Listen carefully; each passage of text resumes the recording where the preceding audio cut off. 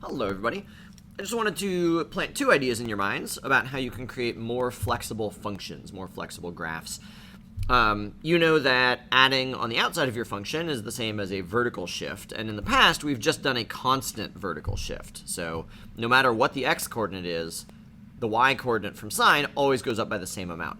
Well, what we're going to consider is what if this is not a constant, but some other function? Same thing for the vertical scaling. What if we don't scale by the same amount for all x-coordinates? What if the amount we vertically scale by depends on how far over we've gone? So let's take a couple of quick examples.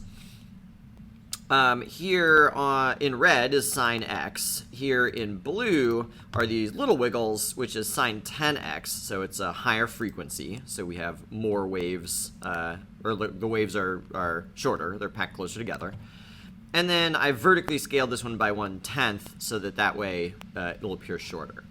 Okay, so I can add a constant to the outside of my sine function, or if I wanted to, let's name this s of x, or I could add s of x. So you see, I took my original red sine function, but now at every single x-coordinate, I've added whatever the blue coordinates looked like. So I've added a kind of a wiggle up and down from my original x-coordinate. If we wanted to, we could change the base function. So let me make this less tall.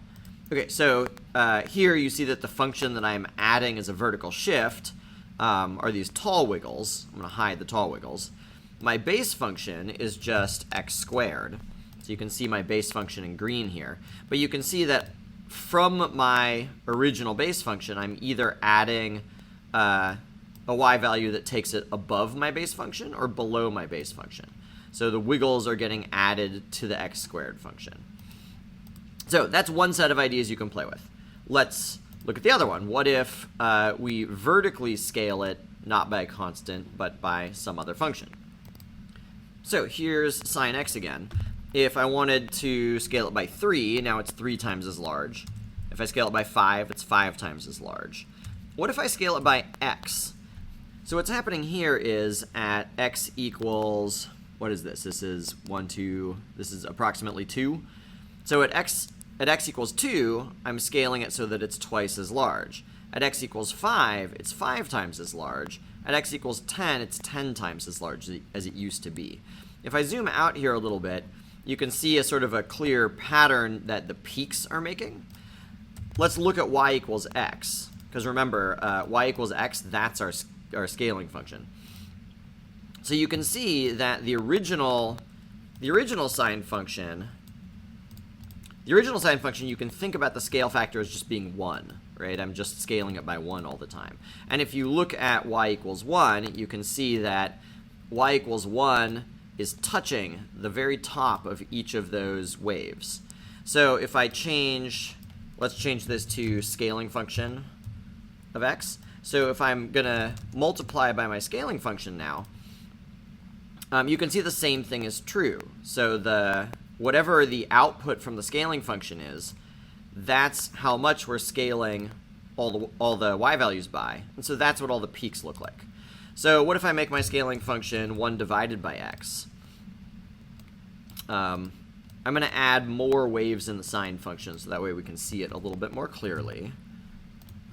Okay, so here we've got the sine function. You can see the 1 over x function in red, and you can see that the sine function is getting scaled down, down, down, down, down, so that it always has that red function as the maximum value. What else might we do? Oh, let's scale sine by sine. There we go. So now you can see that our original function with many waves is being scaled by a value that's oscillating. So as x increases, we're going to scale it by a value that goes up to +1 and then decreases to 0 and then scales down to -1 and increases to 0 again. So you can have like a lot of fun effects by controlling how you're scaling your original function and just use a function instead of a constant value for your scale.